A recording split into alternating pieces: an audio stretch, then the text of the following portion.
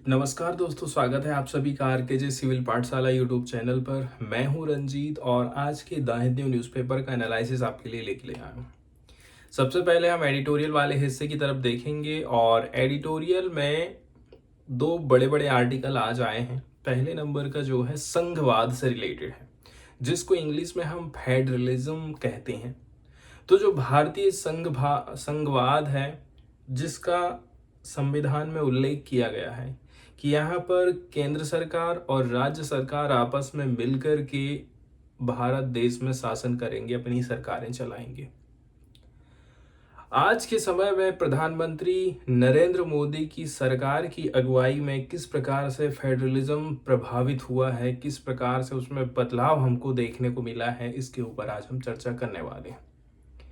Second वाला जो editorial रहने वाला है वो पार्टिकुलरली कोरोना के समय में हमने एक न्यूज़ देखा था कि भारत की बाउंड्री से जो सटे हुए देश हैं, जैसे कि चाइना जैसी कंट्री हो गई, पाकिस्तान जैसी कंट्री हो गई, बांग्लादेश, नेपाल, सबसे ज़्यादा हमको डर था किसका? चाइना का। ऐसा ना हो कि चाइना हमारे देश की कंपनियों में सबसे पहले तो ज़्यादा से ज़्यादा इन्वेस्टमेंट करे और धीरे धीरे करके उनको अपनी पकड़ में ले ले, मतलब उनको खरीद ही ले। ये डर था उस समय में। इसलिए सरकार ने उस समय में क्या काम करी थी, अब कोरोना का समय चल रहा था तो हमारी जो कंपनियां हैं उनको पैसे की कमी जा रही थी। पैसे की कमी थी तो वो क्या काम कर रही थी, फॉरेन से इन्वेस्टमेंट ले रही थी। लेकिन जब भारत को ये पता चला ऐसा ना हो कि हमारी सब कंपनी बिक जाए, चाइना के अंडर में चली जाए, उस समय भारत सरकार ने ये डिसीजन लिया था कि भारत की सीमा से लगे हुए देशों से यदि इन्वेस्टमेंट आ रहा है तो उसके लिए गवर्नमेंट का अप्रूवल लेने की ज़रूरत है। ये कानून लेकर के आई थी। तो ये कानून कैसे करके प्रभावित कर रहा है आज के समय में हमारी कंपनियों को, इसके ऊपर यहाँ पर हम चर्चा करने वाले हैं। तो चलिए दोस्तों, आगे बढ़ते हैं और देखते हैं पहले एडिटोरियल को, जो कि भारतीय संघवाद की भावना से रिलेटेड है। यहाँ पर हम देखने वाले हैं कि संविधान का जब निर्माण किया जा रहा था तो उस समय संविधान निर्माणकर्ताओं ने क्या सोच रखा था, और आज के समय में सरकार बदल रही है, सत्ता परिवर्तन हो रहा है, कांग्रेस के बाद बीजेपी। तो बीजेपी के राज्य में भारतीय संघवाद किस प्रकार से प्रभावित हो रहा है, इसके ऊपर ये आर्टिकल लिखा गया है। तो इसके बारे में यहाँ पर हम चर्चा करने वाले हैं। तो ये जो आर्टिकल है अपोजिशन के जो लीडर हैं उनके द्वारा लिखा गया है, इसलिए जाहिर सी बात है यहाँ पर सरकार की आलोचना करी जाती है। सबसे पहले तो हमें भारतीय संघवाद को समझना है कि फेडरलिज्म आखिर होता क्या है। देखिए, फेडरलिज्म एक प्रकार से सरकार का एक प्रकार होता है कि किसी भी देश में सरकार किस प्रकार से काम करेगी। एग्जाम्पल के तौर पर हमारे देश की बात करें तो हमारे देश में एक केंद्रीय लेवल पर केंद्र की सरकार है, स्टेट लेवल पर स्टेट की सरकारें हैं, साथ ही साथ आप देखेंगे लोअर लेवल पर भी सरकारें स्थापित करी गई हैं, जैसे कि ग्राम पंचायत और नगर निकाय।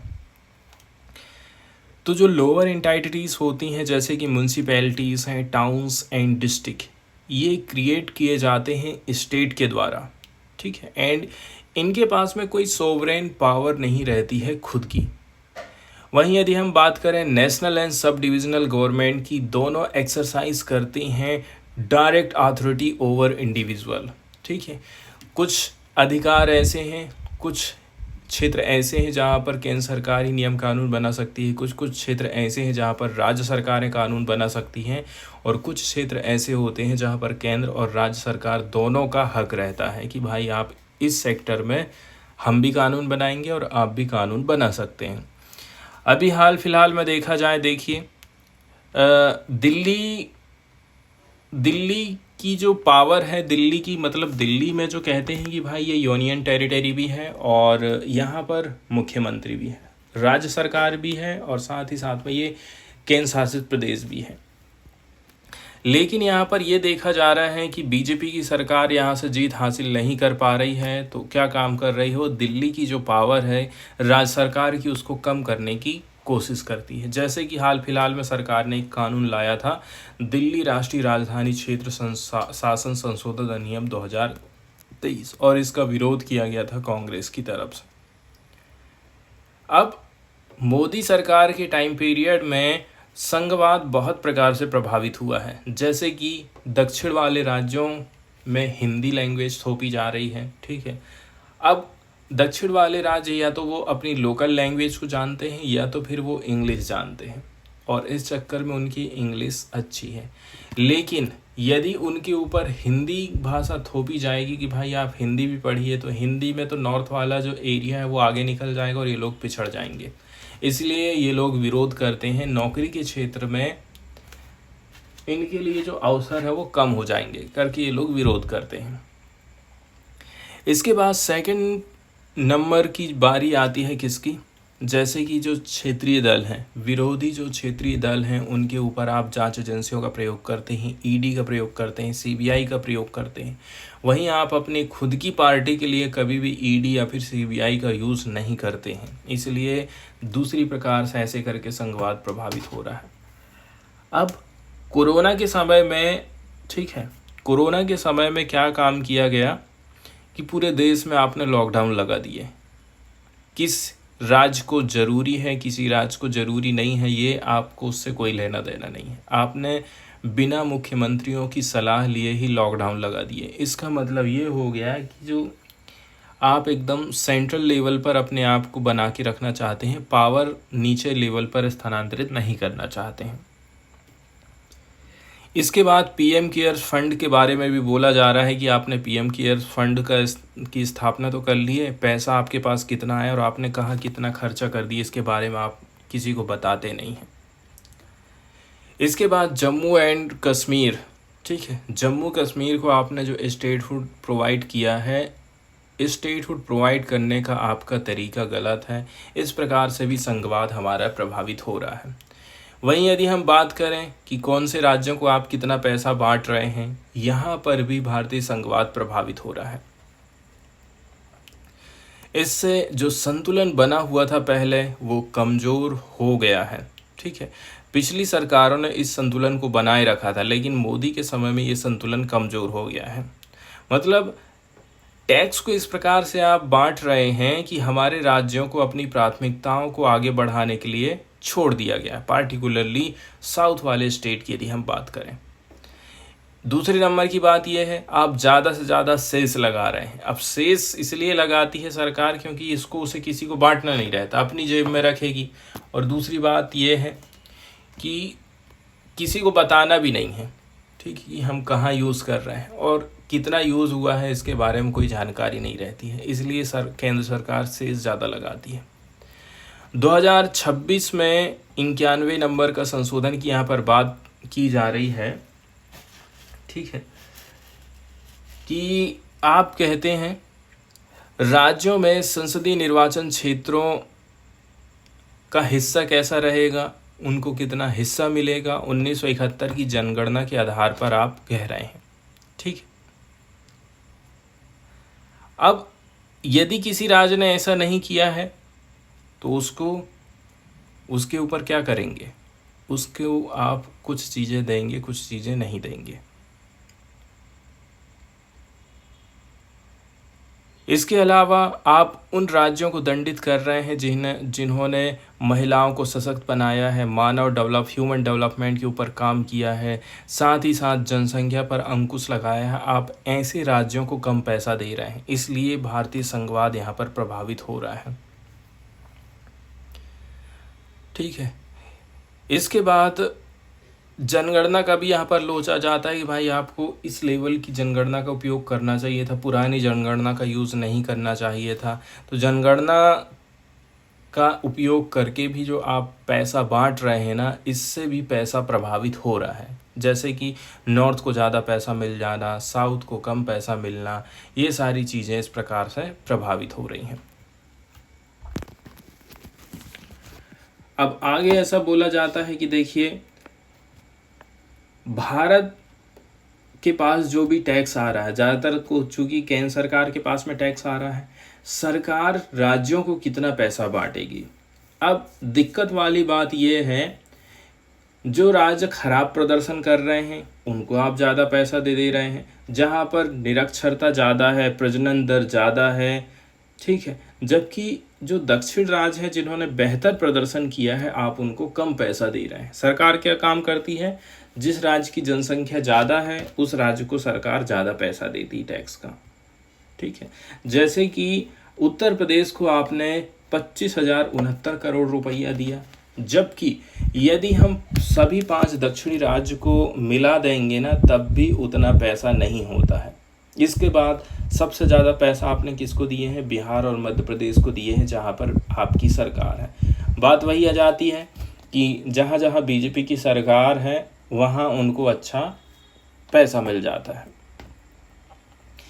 अब अगली बात यह आ जाती है कि यहाँ पर अभी हमको मिक्स रूप में पार्टी देखने को मिली है बीजेपी की। ठीक, साउथ वाले लीडर भी इसमें कुछ लोग मंत्री बने हैं, तो इसका मतलब क्या हम ये समझें कि हो सकता है संघवाद में हमको सुधार देखने को मिले, लेकिन ऐसा मुद्दा अभी तक किसी ने उठाया नहीं है। अभी हाल फिलहाल में एक मुद्दा उठाया गया था मात्र अग्निवीर स्कीम को लेकर के, नहीं तो बस सब हिंदू मुस्लिम और हिंदू राष्ट्रवाद की चर्चा करते हैं, मतलब उसी रंग में सब लोग रंग गए हैं।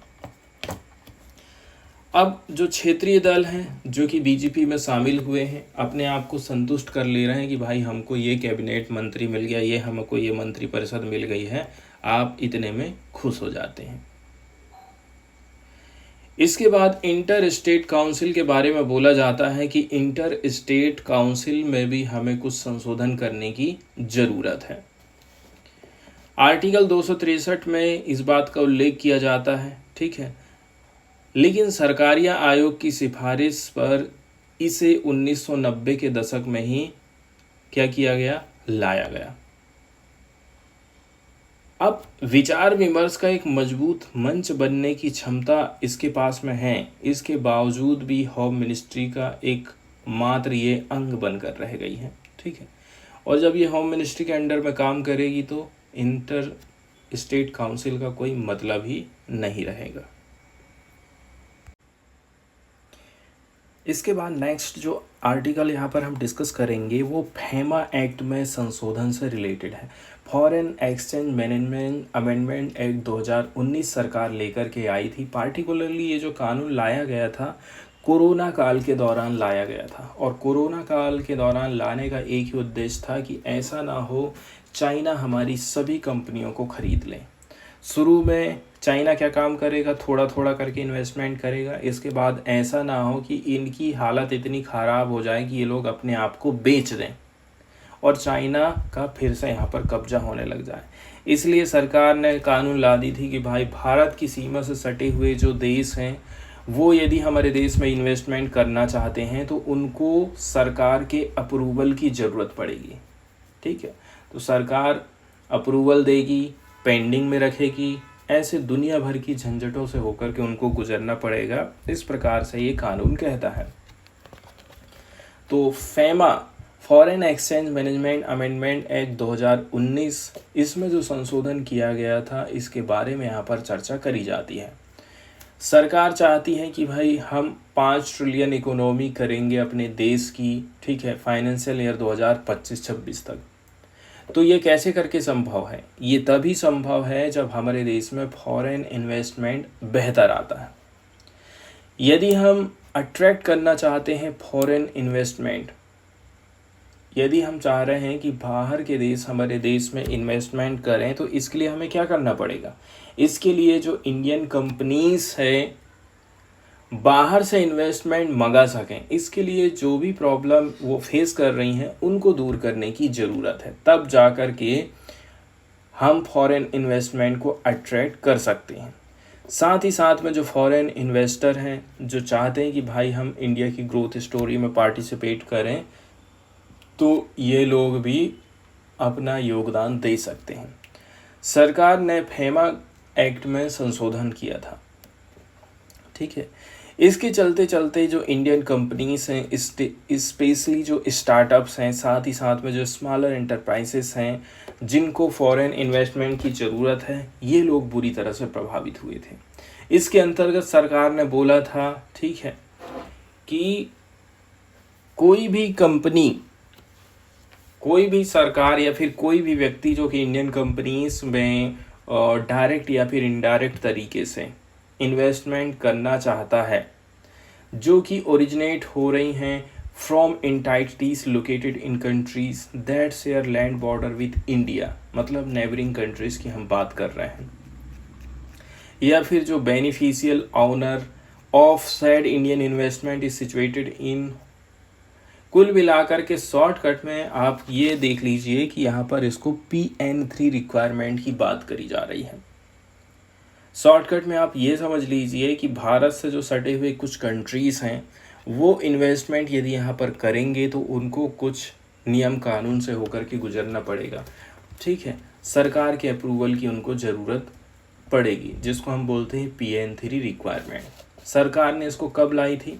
सरकार ने कोविड-19 पैंडेमिक के दौरान में ये कानून लेकर के आई थी ताकि वो कर्ब कर सके अपॉर्चुनिस्टिक टेक ओवर या फिर acquisition of Indian companies by neighbouring countries during difficult time created by black swan event. Corona के चलते चलते जो कंडीशन ख़राब हुई है हमारी देश की कंपनियों की, और इससे कहीं वो पूरी तरह से ही बिक ना जाए, इसको रोकने के लिए सरकार ये कानून लेकर के आई थी। अब यहाँ पर रिजर्व बैंक ऑफ इंडिया की भी थोड़ी सी भूमिका बताई जाती है। 2023 के बाद से हम देखे हैं कि जो रिजर्व बैंक ऑफ इंडिया है उसने और भी ज़्यादा कंजर्वेटिव व्यू लाना चालू कर दिया था, ठीक है, concerning issues on which the law was silent specially under FEMA NDI। Example के तौर पर इसको आप ऐसे करके समझ लीजिए कि पिछले साल बहुत सारा जो फॉरेन आउंड या फिर फॉरेन कंट्रोल्ड कंपनीज हैं वो चालू कर दी थी कि आपके पास नोटिस आया है RBI से, ठीक है। क्यों आया है? क्योंकि आप बाहर से पैसा ले रहे हैं। अब यहाँ पर देखिए दिक्कत वाली बात यह है, यदि आप ऐसा करते हैं तो आपके ऊपर केस भी हो सकता है, आपको सज़ा भी हो सकती है। ऐसी बहुत सारी बातें हमको देखने को मिली थी। कुल मिलाकर के देखिए, यदि सरकार के अप्रूवल की हमें ज़रूरत है, अप्रूवल वाले रूट से इन्वेस्टमेंट हम ला रहे हैं, तो इससे क्या होता है? समय की बर्बादी होती है। इससे क्या होता है? बहुत सारा इन्वेस्टमेंट ऐसा है जो कि रिजेक्ट हो सकता है। यहाँ पर आप ये देख लीजिए, जो पेंडिंग है या फिर जो रिजेक्टेड एप्लीकेशन है इनको पब्लिश नहीं किया जाता है सरकार के द्वारा। एंड कुछ जो गवर्नमेंट ऑफिशियल हैं वो ये बोलते हैं कि जो 50,000 करोड़ रुपया का जो प्रपोज़ल है नेबरिंग कंट्रीज़ है, या तो वो पेंडिंग में है या फिर उसको विथड्रॉ कर लिया गया है या फिर उसको रिजेक्ट कर दिया गया है। मतलब 201 एप्लीकेशन आपको ऐसे भी देखने को मिलेंगे जिनको रोक दिया गया है, मतलब ठंडे बस्ते में ये पड़े हैं, इनके ऊपर कोई कार्रवाई नहीं होगी। इसमें देखिए फ़ाइन का भी प्रावधान किया गया है, जैसे कि फ़ाइन आपके ऊपर 3 टाइम लगाया जा सकता है इन्वेस्टमेंट जितना भी आप रिसीव कर रहे हैं। यदि मैं 100 रुपये रिसीव किया हूँ फॉरेन इन्वेस्टमेंट को, तो मेरे ऊपर 300 रुपया का फ़ाइन लगाया जाएगा। ऐसा सरकार ने नियम कानून बना दी है। अब इससे क्या होता है, जो बहुत सारे जो स्टार्टअप हैं वो रिसीव करते हैं इन्वेस्टमेंट, ठीक है, बियॉन्ड देयर रेवेन्यू और एसेट। अब इस प्रकार का यदि आप उनके ऊपर फाइन लगा देंगे कि भाई जितनी की तो कमाई नहीं हो रही है उतना ज़्यादा आप फाइन दे रहे हैं, तो इससे जो कंपनी है वो इंसॉल्वेंट हो जाएगी। मेरे ऊपर जो कर्जा है मैं उसको और भी ज़्यादा नहीं चुका पाऊँगा, जो मैं चुका रहा था उसको और भी ज़्यादा चुका नहीं पाऊँगा। मेरे पास में लिक्विडेट कंडीशन है, लिक्विड है, पैसा है, इसके बावजूद भी मैं इंसॉल्वेंट वाली कंडीशन में चला जाता हूँ यदि सरकार इस प्रकार के नियम कानून मेरे ऊपर लगाती है तो। इसके बाद कुछ चीज़ें हैं जो कि यहाँ पर क्लियर कर देना चाहिए था, जैसे कि जो बेनिफिशियल ओनर्स आप किनको बोलेंगे, फॉरेन इन्वेस्टर कौन लोग होंगे, उनकी परिभाषा यहाँ पर क्लियर होना चाहिए। यहाँ पर एक रेंज बताई जाती है, जैसे कि 10%। इंडियन कंपनी लॉ कहती है कि 10% आप बाहर से इन्वेस्टमेंट कर सकते हैं। 25% रिकमेंड किया गया है फाइनेंशियल एस्कन टास्क फोर्स की तरफ से। अब यहाँ पर आप एक सीमा निर्धारित कर देते कि कुछ क्षेत्र में आप इतना परसेंट इन्वेस्टमेंट ले सकते हैं, लेकिन कुछ जो डिफेंस वाला सेक्टर है, परमाणु से रिलेटेड सेक्टर है, इसमें जो इन्वेस्टमेंट है वो इतना परसेंट रहेगा, मतलब इसको परसेंटेज कम कर दो, उधर ज़्यादा कर दो, ऐसा कुछ आप कर सकते थे। इसके बाद जो बातचीत है वो होना चाहिए किसके ऊपर, वीटो पावर के ऊपर। अब देखिए किसी कंपनी ने हमारे यहाँ पर इन्वेस्टमेंट कर दी है किसी कंपनी के ऊपर, अब जब वोटिंग होगी किसी मुद्दे को लेकर के, जब आपस में अधिकारी लोग बैठेंगे, किसी मुद्दे को सुलझाना रहेगा, कुछ बिल पास करना हो, जो कुछ भी करना हो, उस समय में वीटो पावर आप उनको देंगे कि नहीं देंगे। मतलब फॉरेन इन्वेस्टर ने यदि इन्वेस्टमेंट किया है अच्छा खासा पैसा, तो उसको पावर आप देंगे कि नहीं देंगे, ये यहाँ पर क्वेश्चन खड़ा होता है। आगे हम चर्चा करने वाले हैं दोस्तों G7 ग्रुप के बारे में। अभी हाल फिलहाल में देखा जाए तो G7 ग्रुप कंटिन्यू न्यूज़ में रहा है। अभी प्रधानमंत्री नरेंद्र मोदी G7 समिट में हिस्सा लेने के लिए ठीक है गए हैं। तो सबसे पहले तो हमें G7 के बारे में थोड़ी सी बेसिक जानकारी देखना है।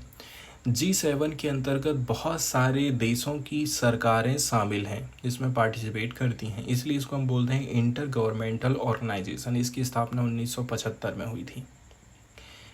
G7 की बैठक एनुअल बेस पर होती है, सालाना होती है, और इसके अंतर्गत जो इकोनॉमिक मुद्दे हैं, इंटरनेशनल सिक्योरिटी के मुद्दे, एनर्जी पॉलिसी, इसके ऊपर चर्चा होती। मतलब 3 मेन मुद्दे हैं। एक तो इकोनॉमी कैसे करके चलाना है, मतलब दोनों देशों के बीच में ट्रेड कैसा रहेगा, इंटरनेशनल सिक्योरिटी के ऊपर, साथ ही साथ एनर्जी पॉलिसी के ऊपर चर्चा होती है। G7 कंट्रीज़ के अंतर्गत UK, Canada, France, Germany, Italy, Japan and US आते हैं। ठीक है,